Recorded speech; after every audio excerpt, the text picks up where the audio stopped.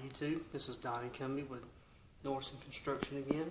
I was going to address a issue that are in most houses nowadays.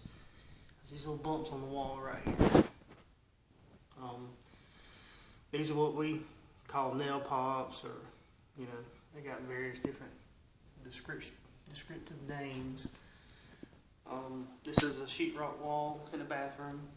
Let me ease over here and let you see. This is above the door, obviously.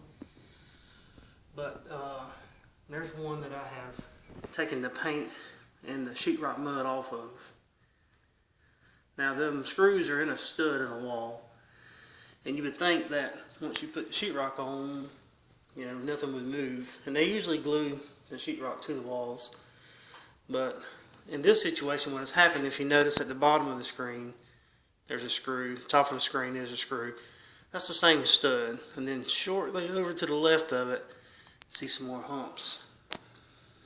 Right there and here. Alright.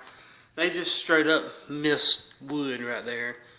And just threw the, this room is on an exterior wall of the house. Which means it's harder to cool and heat this room. And there is a big window. So in the winter time, this room is going to be colder. It's going to contract more. And this time of year, we heat up 30 degrees in a day outside. So it's going to expand and contract a lot just in this one little room. And this is what you get, because this is not in a stud or anything. These are moving a lot. Alright, now this one, it could have moved for various reasons. The wood may not have been dry enough when the studs were put in the wall.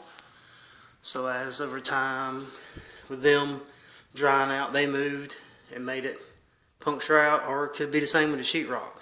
The sheetrock could have been so new that it hadn't cured out yet.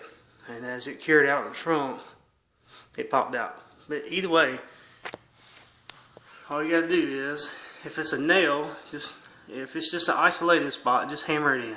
What I'm going to do, I'm just going to screw this on in, because there's plenty of board left that's tacked to the wall. It's not going to affect it none.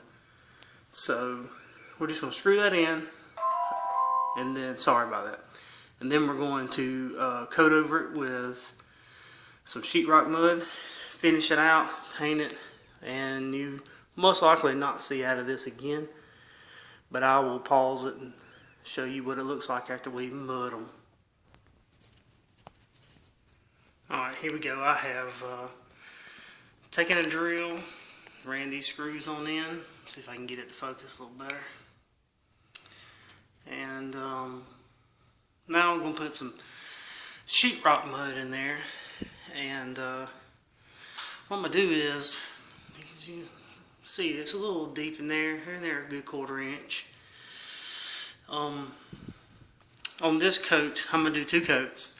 This coat I'm going to leave a little thick and kind of really push it down in there like that.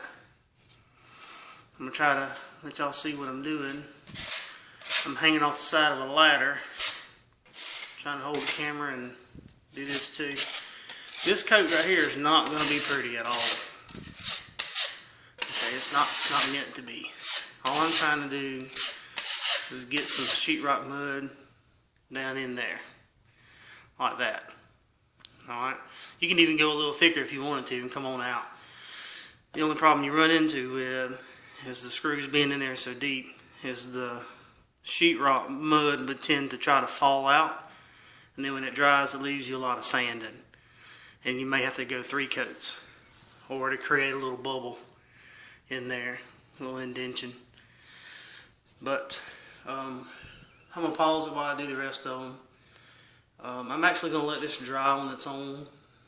I may try to show a video when I come back tomorrow. I got other stuff to do in this house. If this is all I had to do, I would take a heat gun and ever so slowly and carefully dry this to where I can put another coat. And then I would, in case I don't do a video of it, I would take a regular sanding block that you would use on the wall to kind of knock the high spots of the mud down. But then I would, before I painted it, I would use like 120 grit or so. And then when I paint, I would use a roller, and that would match the sheen and the texture of this wall. Use a little bitty mini 4-inch roller, and that way I would not have to paint the whole wall. If this was a satin paint though, you don't have a choice. You have to paint the whole wall because it'll always show. But anyway, as of right now, this is how we fix the holes.